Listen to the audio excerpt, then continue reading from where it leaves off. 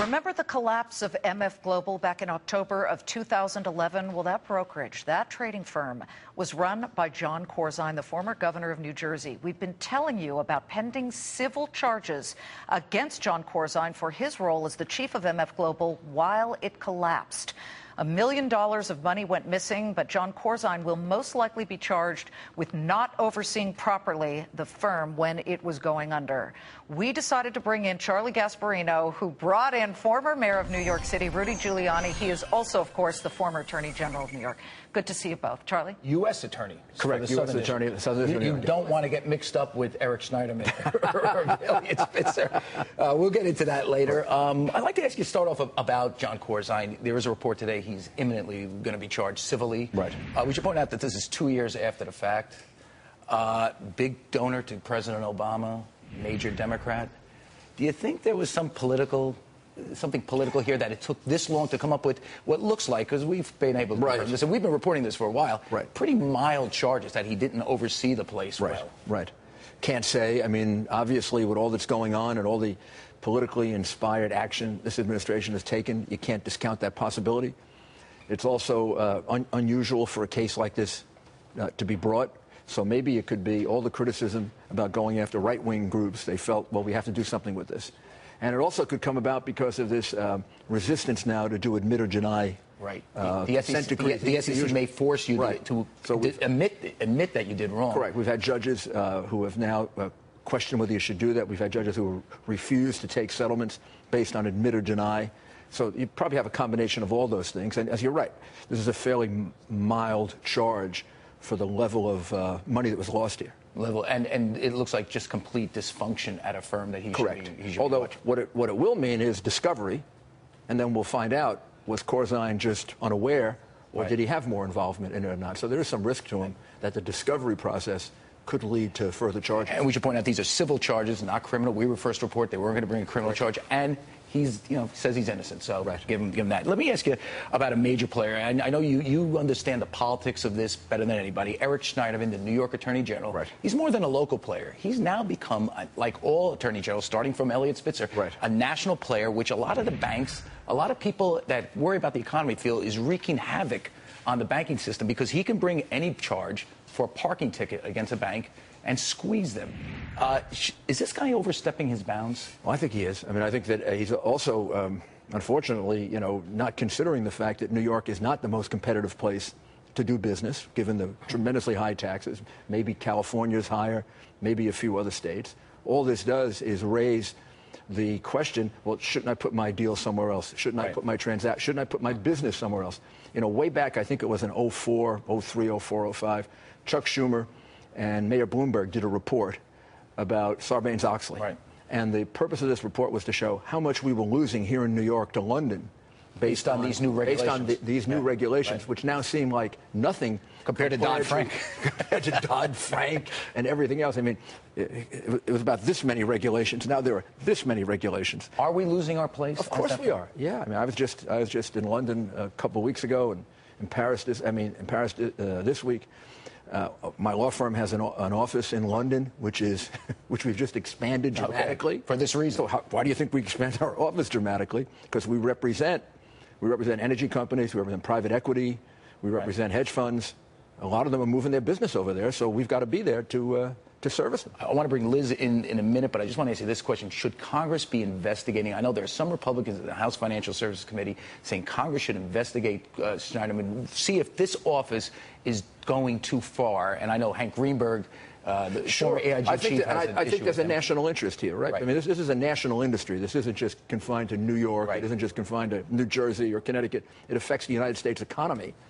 And there was a whole purpose when the SEC was first formed.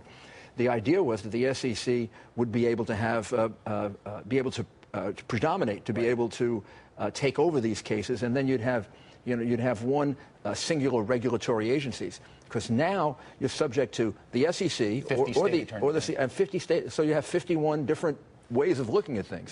That can make it very, very hard to do business in the United States. So I can see a national interest in wanting to look at our attorneys general, in particular Schneiderman, who has brought some very, very questionable cases, whether he's acting properly or not. Okay, Liz, Liz wants to ask I have a million questions on a million of these subjects. It's fascinating. Great to have you here, Mayor. Let's just quickly go back to Corzine for a minute. It's surprising me that you would say that it looks like it was politics that held off charges for so long when it takes years for these things. We haven't seen anything meaningful come out of Lehman Brothers. We certainly, it took years to look at some Bear Stearns hedge funds that were trading oddly. So the fact that the ends justify the means, does that hold anything for you, that John Corzine will be probably charged with at least civil charges, which is all what Goldman Sachs and all the other guys have been charged with? Well, it could be political either way. I mean, he may be getting charged because they were being criticized for not bringing enough charges, for being criticized for the whole administration for looking too much at right-wing groups. May have been this was a case that never would have been brought, but for the fact that they wanted to even the score. But again, if the ends justify the means, it's happening. But it isn't much of a case. I mean, it's not a. It's a failure to supervise. And I'm having a hard time remembering other failure to supervise cases. And we should point out that the Fox Business Network, about 2 weeks after MF Global went under, wrote a story, I wrote it, about how they didn't have the proper controls in place. This was not a secret. I wonder why it took 2 years. I'd like to ask you about another white-collar crime. You know, you were during the 80s. I was a kid in college. I was like, make me feel bad. Giuliani is amazing. He's bringing all these cases against Milken, all the insider trading cases, all the corporate corruption cases. There's a new U.S. attorney for the Southern District now, Preet Bharara, bringing insider trading cases. What do you think of his job? Well, I think he's doing a good job. I think Preet does it by the book. I think he does it by the rules. He tries a lot of cases. I think a lot of the problem with Spitzer and with Schneiderman is they don't try cases. They extort money, more or less. Well, yeah, they create this. If you fight with us, it'll go on for 4 or 5 years. Your company will go under, and by the time you win, you'll have nothing left. Only someone like Ken Langone, who had the resources, the money, and Grasso, and who had I'm trying to find the right word to use. The strength, the intestinal fortitude, the intestinal fortitude to fight them, beat them. In that case, to me, was a joke. I mean, they're suing because Dick Grasso got money for doing a good job. Now, you can say, and Ken Langone helped him get some of that money. And by the way, he wasn't even the guy that approved it. And they left out some of the Democrats who were on the committee that made the decision. I mean, if that wasn't political, nothing is political.